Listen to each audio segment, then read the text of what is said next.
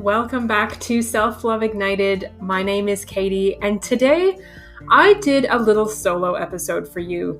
This episode ended up being a little bit of a rant on diet culture, but I feel like it's a really important conversation to have. Basically, when you feel bad about yourself, somebody benefits, and it's not you. And this is not to make you feel bad about yourself. This is really to help you wake up and realize that you can do something different and that you can do something that will actually benefit yourself. And at the end, I dive into an invitation into an upcoming event that could be absolutely life-changing for you. So please, without further ado, jump on in. I cannot wait for you to hear this episode of Self-Love Ignited.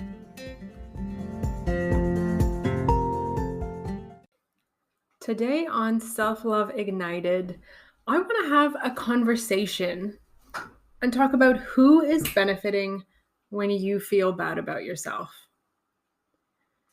Now, when I say feel bad about yourself, this may be body image.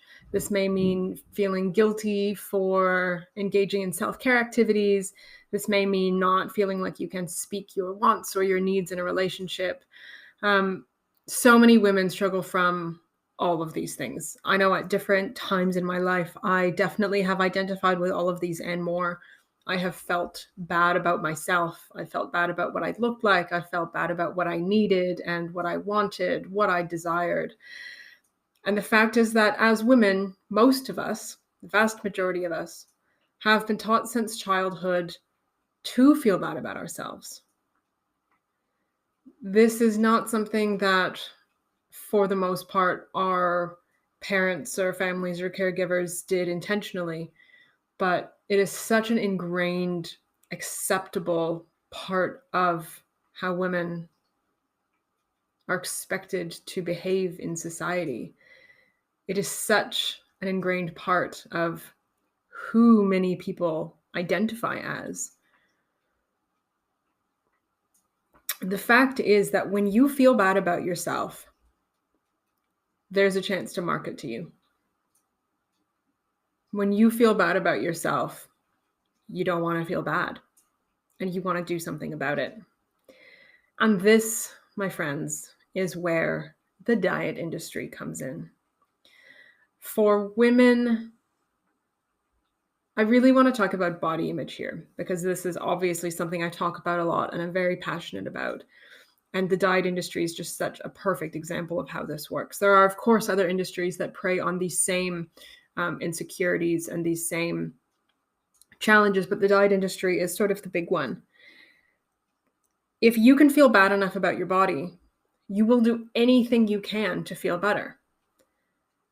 Inevitably, diets fail. There are so many statistics out there that say for the vast majority of people, most diets, whether it's, like a Weight Watchers or whether it's like a binge diet, whether it is the Atkins diet, for the vast majority of people, these do not work for long-term sustained healthy weight loss. Most people gain weight back and most people end up in worse health, physically and mentally, after they engage in these diets. But what does that do? It makes you feel really bad about yourself. And then when you receive the message enough times again that if only you could be thinner, you'd feel happier, what are you going to do? That diet company is still there, and they are more than happy to sell you their next newest fad, their next shiny thing, with the promise that it will help you feel better about yourself. And I think what we are starting to see as a society, what so many of us have clued into and what more and more people are really realizing every day is that this endless cycle is exhausting and it is never going to get you what you want. The fact is that most of these big companies that have been around for a long time, that tout weight loss as the thing that will make you happy, the thing that will make you confident, the only way to get healthy, Most of these companies are big corporations. Many of them exist all around the world in all different countries. And most of them are headed by top executives who are mostly men, who are preying on women's insecurities. And unfortunately, this has been around for so long, and they are so good at what they do that we as women, we have picked up the baton. They have made us feel so bad about ourselves that even when they are not there on their advertisements, whether it's online or on TV and magazines, even when that direct influence isn't there, we'll take over for them, right? Because, oh, wait, but everything in my life has always told me that if I'm not really thin, I need to feel uncomfortable. Every media outlet has always shown me that I can only be happy if I lose 20 pounds. When we see it, and I'm not trying to point blame at you, but just take a moment and reflect on what you do, on these lifelong habits that are probably mostly subconscious and so deeply ingrained and have been with you since childhood. But take a moment and reflect on this. When you feel bad about your body, where does that come from? Does that come from the media? Yes, maybe you see a picture of a celebrity or a model and you immediately think, oh, I wish I could look like that. My life would just be so much better. But where did that story come from? Who says that's true? We are told in media that that's true, right? But who says? Who is the expert? Because I will tell you, I have read so many interviews and articles talking to, internationally famous supermodels, talking to different celebrities, Hollywood stars who supposedly have the quote unquote perfect body. But they have actually come forward and said, I am so insecure. I constantly am picking apart my body. I am always feeling like I'm not good enough. And it's ironic because they are the ones that are shown to the rest of us as being the ideal. This is what you want. This is what you need. This is what will make you happy. When they themselves are not even happy with their bodies because they're subject to the exact same criticism, the exact same things as the rest of us, except in a spotlight sometimes. And all of this to say, when you find that you are feeling really bad about yourself, when you find that you are being really critical or really judgmental, when that inside voice is bullying, I want you to just pause and ask yourself, who is benefiting from this right now? Who benefits when I feel bad about myself? And just take a good, hard, long look at that. Because I can guarantee you, you do not benefit. Your loved ones do not benefit. Your children do not benefit. Your work does not benefit. Somebody at the top of a corporation, somewhere, they benefit. Because they know that they can hook you. And they know that they will hook you again and again and again and again. And the system is set up for you to fail.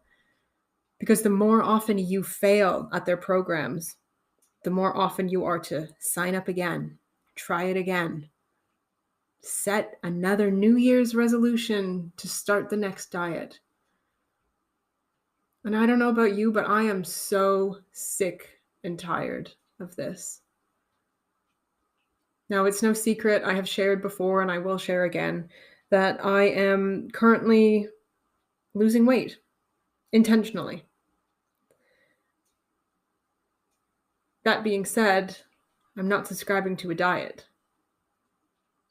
I am, in my own way, my own system, finding what feels good for me, working on, increasing foods that make me feel really good physically and mentally, reducing foods that don't make me feel really good, increasing my exercise. I am doing my own thing, but I'm not subscribing to this diet bandwagon. And I don't feel bad about myself. And I firmly believe that we are able to exist in our bodies regardless of our shape, our size, our skin color, regardless of our gender identity. I firmly believe that we all are able and worthy of existing in our skin, feeling really good about who we are right now. And that doesn't mean that you necessarily look in the mirror and you love everything that you see. I mean, I am a normal woman, just like most of you listening. I have cellulite and I have dimples and I have rolls on my belly and I have scars. And I can't tell you that I love my cellulite. I am not going to lie to you and say, oh, when I look in the mirror and see my cellulite, I just love how my cellulite looks. Like, no, absolutely not. I do not love how my cellulite looks. But I do not feel bad about myself for having cellulite. I do not feel less worthy of love or of success because I have it.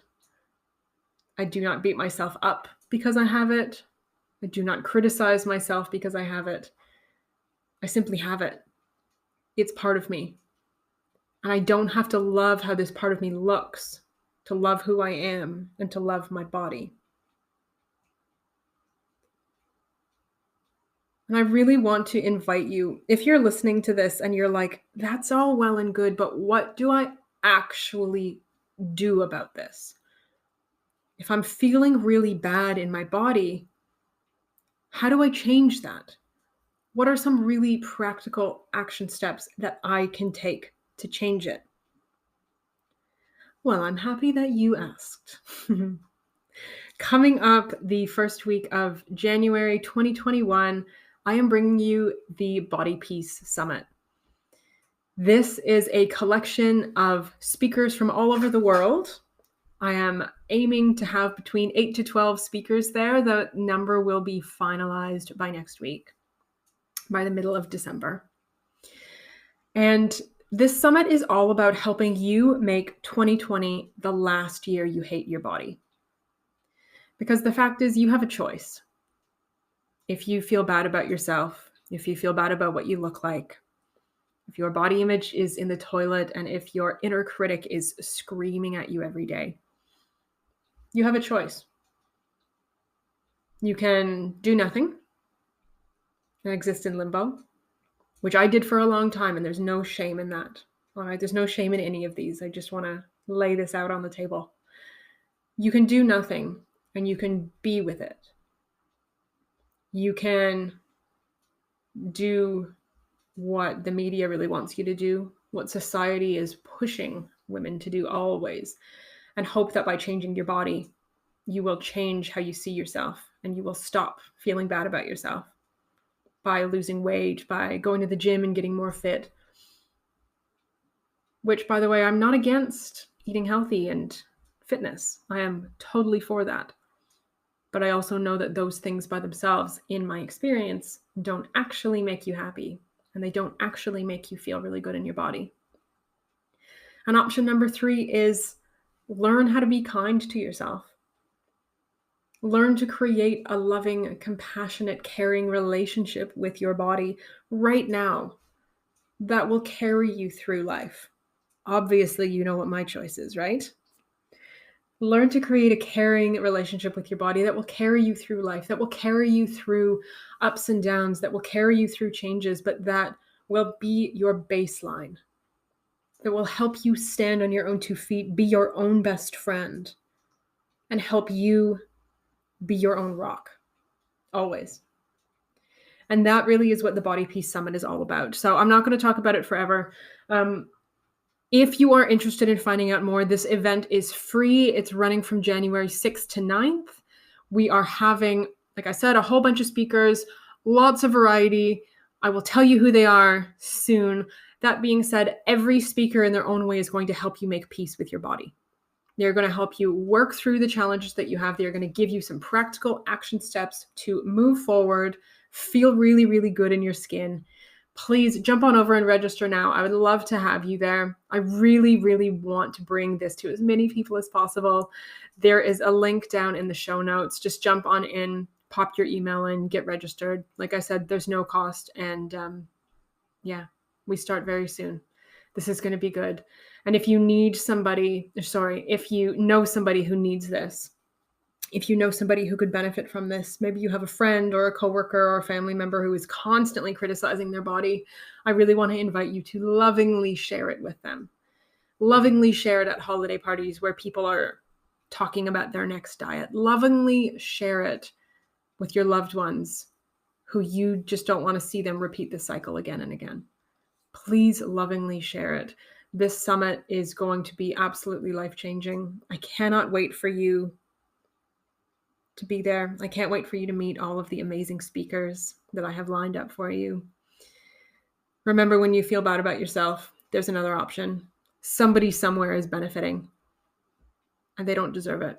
You deserve to feel good about yourself right now.